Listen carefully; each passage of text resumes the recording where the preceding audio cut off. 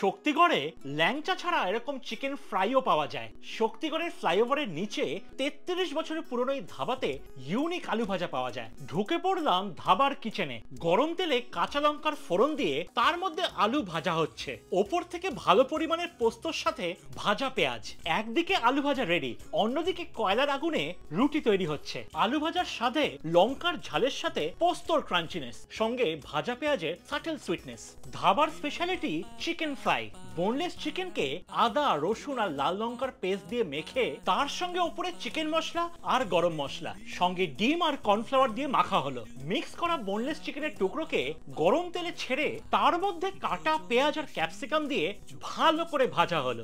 এত সুন্দর গন্ধ বেরোচ্ছে, এতেই খিদে বেড়ে যাবে। চিকেন সিম্পলি ডিপ ফ্রাই করা, কোনো সসে টস করা হয় না। এইসব খেতে হলে আসতে হবে শেফালি হোটেলে। ইউটিউবের লং ফর্ম ব্লগের লিংক ক্যাপশনে। Like, share, subscribe.